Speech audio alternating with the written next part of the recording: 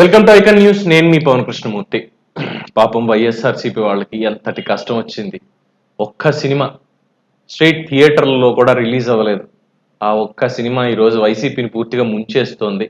So పాయింట్లోకి వెళ్తే, వివేకానంద రెడ్డి హత్య కేసులో అప్రూవర్గా మారినటువంటి నిందితుడు దస్తగిరి, సరే హంతకుడు దస్తగిరి ఇవాళ కోర్టులో పిటిషన్ వేశారేంటి, ఈ వివేకం అనేటువంటి సినిమా నేను ఇచ్చినటువంటి స్టేట్మెంట్ల ఆధారంగా తీశారని చెప్తున్నారు. అట్ ద సేమ్ టైం అందులో నా పేరుని యథాతథంగా యూజ్ చేశారు. ఇది ఇప్పటికీ కేసు ఉంది కాబట్టి, కోర్టులో నడుస్తుంది కాబట్టి ఆ సినిమా ప్రదర్శనని ఆపించాల్సిందిగా కోరుతున్నాను. ఐటీడీపీ వాళ్ళ ఆధ్వర్యంలో ఇది వెబ్లో దర్శనమిస్తోంది, చాలా మంది ఇప్పటికే చూడడం జరిగింది అని చెప్పి ఆయన పిటిషన్ వేశాడు. ఇవాళ రేపు మరి వచ్చే అవకాశం ఉంది విచారణకి. సో జగన్మోహన్ రెడ్డి గారి చిన్న ఆయన వైఎస్ వివేకానంద రెడ్డి గారి హత్య నేపథ్యం ఎలా జరిగింది ఏంటి అనేటువంటి విషయాలతో వివేకం అనేటువంటి ఒక సినిమాని, వివేకానంద రెడ్డి బయోపిక్ ని తీసుకువదిలేరు. ఆ పర్టికులర్ మూమెంట్ లో ఏం జరిగింది, హత్య జరగడానికి ముందు తర్వాత ఏం జరిగింది అనేది పిరియాడికల్ ఈ సిచ్యువేషన్స్ ఇవన్నీ చూపించి, ప్రతి క్యారెక్టరు కూడా కేవలం పార్టీ పేరు తప్ప, కేవలం పార్టీ పేరు వైఎస్ఆర్సీపీ అయితే అందులో విఎస్ఆర్పి అనే ఏదో పెట్టారు అంతే. ఇంక మిగతా వాళ్ళని కూడా ఏం చూపించలేదు. ఎక్కడ తెలుగుదేశం పార్టీకి సంబంధించి కావచ్చు, ఇతరత్ర ఉన్నటువంటి చూపించలేదు. మాటలు మాత్రమే ఇదంతా జరిగాయి. సో అసలు కుట్ర ఏం జరిగింది అన్న పాయింట్ ని మాత్రమే వాళ్ళు ఎస్క్యూబ్ టీం ఎవరు ఉన్నారు డైరెక్షన్ డిపార్ట్మెంట్, దానికి వాళ్ళ ఆధ్వర్యంలో ఇదంతా జరిగింది, వాళ్ళు తీశారు. ఒక్క రోజులోనే యూట్యూబ్ లో రిలీజ్ చేస్తే, ఆల్రెడీ వెబ్ లో ఒక లింక్ అనేది వాళ్ళు క్రియేట్ చేసి వెబ్సైట్ ఇచ్చేస్తే, దాని మీద లాళ్ళ అప్పిరెడ్డి గారు కంప్లైంట్ ఇచ్చి ఇగో ఇలా చేస్తున్నారు ఇది అని చెప్పి మొదలెడితే, దాన్ని వెబ్ లోంచి తీసేయాలి అని చెప్పి చెప్పడం జరిగింది. సరే తీసేశారు. తీసేసిన తర్వాత ఏమైనా ఊరుకుంటారా? తీసుకెళ్లి యూట్యూబ్ లో పడేశారు. యూట్యూబ్ లో ఏం చేస్తారు, మహా అయితే రిపోర్ట్లు కొట్టాలి, ఆ ఛానల్ని బ్లాక్ చేయాలి, ఇవి చేస్తారు, దానికి టైం పడుతుంది ప్రాసెస్ అనేది.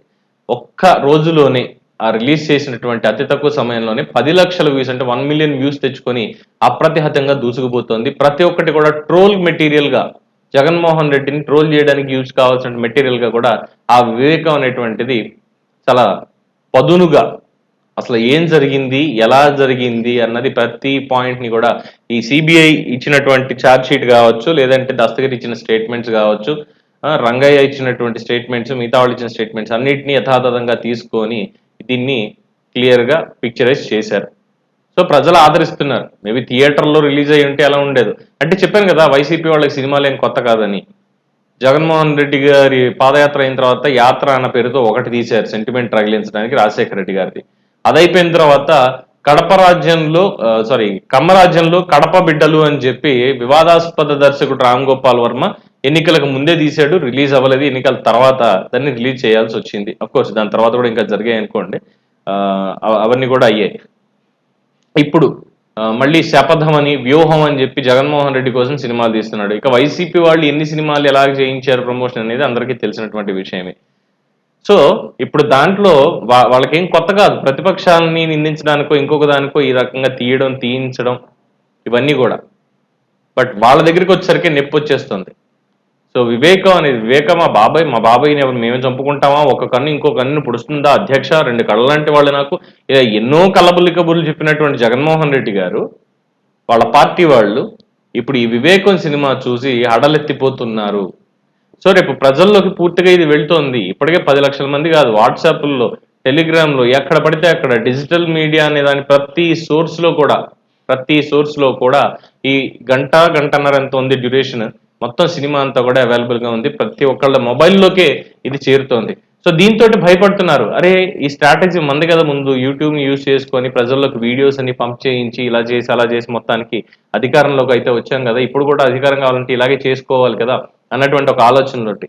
బట్ అన్నింటికీ కూడా తెగించినటువంటి దర్శకత్వ టీం అనుకుంటా అది మొత్తాన్ని రిలీజ్ చేశారు. రిలీజ్ చేసిన దగ్గర నుంచి ఇప్పటి వరకు వైసీపీ వాళ్ళ మొహాన నెత్తుటి చుక్క అనేది లేదు అనేది స్పష్టంగా చెప్పుకోవచ్చు. మరి వివేకం ఇంకెన్ని సంచలనాలకి వేదిక అవుతుంది? వైఎస్ వివేకానంద రెడ్డి గారి హత్య కేసు అట్లీస్ట్ ఈ ఎన్నికల లోపలనైనా సరే తేలుతుందా అనేటువంటి ప్రశ్న ఉదయిస్తోంది. చూద్దాం, ఆయన ఆత్మశాంతి ఎప్పుడు చేకూరుతుందో, ఎలా చేకూరుతుందో, ఆ అంతిమ తీర్పు ఎప్పుడు రాబోతుందో.